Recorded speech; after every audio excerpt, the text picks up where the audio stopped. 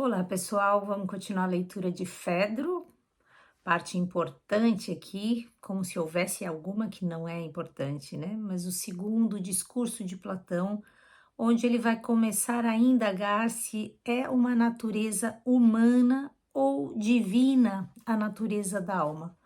Vamos lá, então, continuar?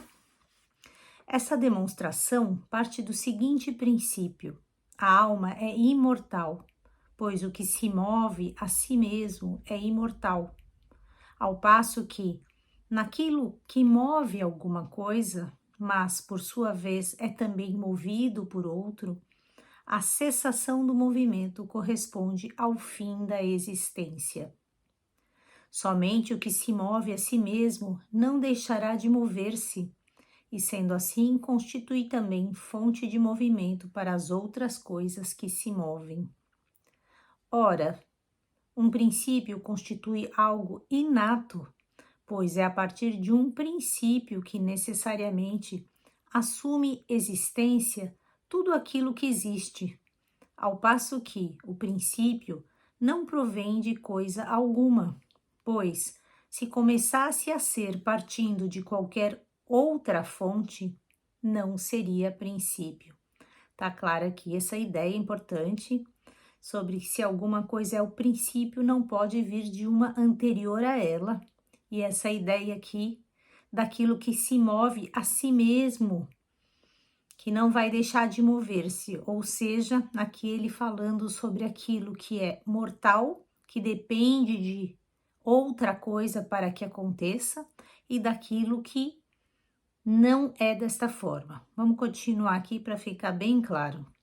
Por outro lado, como não proveio de uma geração, não se encontra sujeito à corrupção, pois é evidente que, uma vez o princípio anulado, jamais poderia gerar-se nele, porque ele é o princípio e tudo provém necessariamente deste princípio.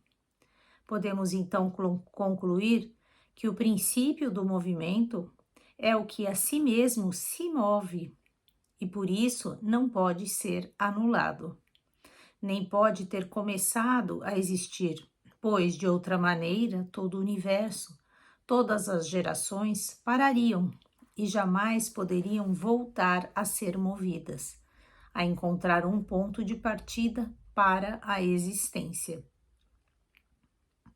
Claro, isso vale a pena reler, né? Agora que foi demonstrada a imortalidade do que se move por si mesmo, não haverá qualquer escrúpulo em afirmar que essa é exatamente a essência da alma, que o seu caráter é precisamente este. Com efeito, todos os corpos movidos por um agente exterior são inanimados, enquanto o corpo movido de dentro é animado, pois que ele é o movimento e natureza da alma. O que se move a si mesmo não pode ser outra coisa senão a alma, de onde se segue necessariamente, que a alma é simultaneamente incriada e imortal. No que diz respeito à imortalidade da alma, basta o que dissemos. Quanto à natureza, é necessário explicá-la da seguinte forma. Caracterizá-la daria ensejo a um longo e divino discurso, mas, como se trata apenas de oferecer uma breve imagem, bastará um discurso humano de menores proporções, e nessa medida tentaremos falar. A alma pode comparar-se a não sei que força ativa e natural que unisse um carro a uma parelha de cavalos alados, conduzido por um cocheiro. Os cavalos dos deuses são de boa raça, mas os dos outros seres são mestiços. Quanto a nós, somos os cocheiros de uma atrelagem puxada por 2 cavalos, sendo um belo e bom, de boa raça, e sendo o outro precisamente o contrário, de natureza oposta, de onde provém a dificuldade que há em conduzirmos o nosso próprio carro. acho que vale parar um segundo e imaginar esta cena que ele está dizendo aqui, essa alma que pode se comparar a essa força ativa e natural que une um carro a um cavalo, a dois, na verdade. Imaginamos então uma charrete, por exemplo, aqui com cavalos alados, com asas, conduzidos por um cocheiro. Visualiza, né? É importante isso. Esses cavalos têm dois tipos de cavalo, um é belo e bom, e o outro é exatamente de natureza oposta. Daí a dificuldade de condução do próprio carro. Continuando então, posto isto, de onde derivam as denominações de mortal e de imortal atribuídas aos seres vivos? Convém que expliquemos igualmente este ponto. É sempre uma alma que rege todos os seres inanimados, mas, ao circular na totalidade universal, reveste-se aqui e ali de formas diferentes. Quando é perfeita e alada, paira nos céus e governa o universo.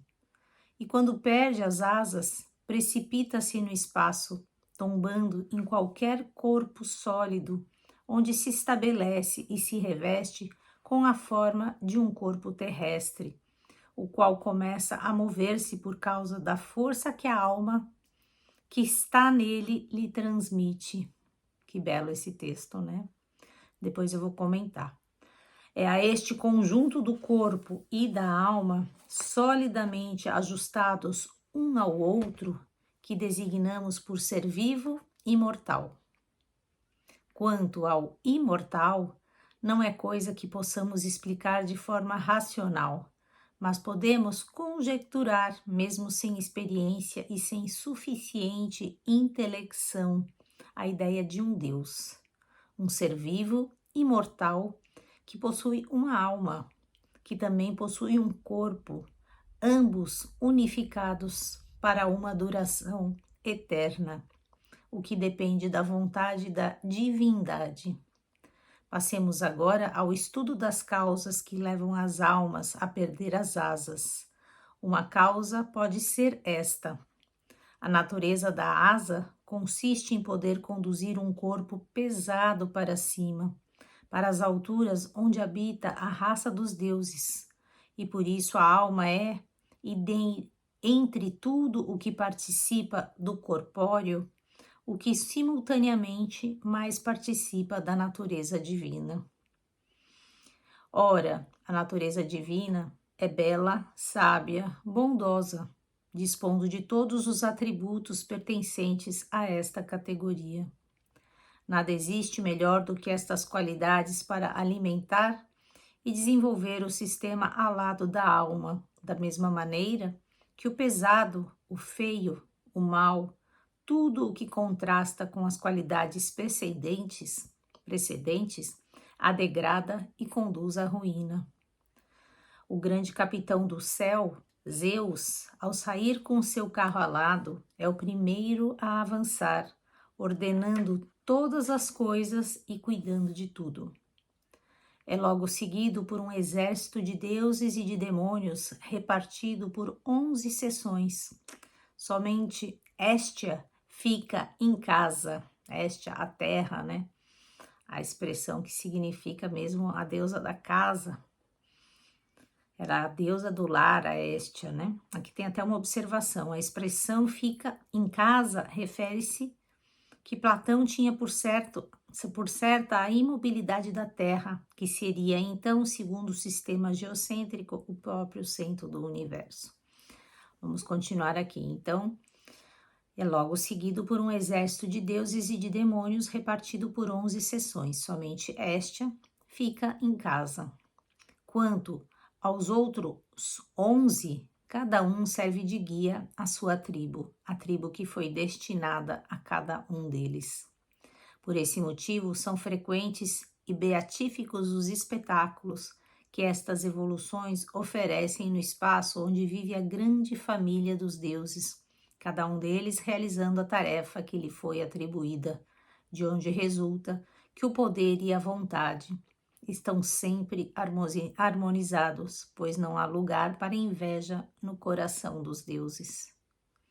Muitas vezes, sempre que se dirigem para o banquete que aguarda os deuses, os carros sobem por um caminho escarpado que os conduz ao zênite da abóboda celeste.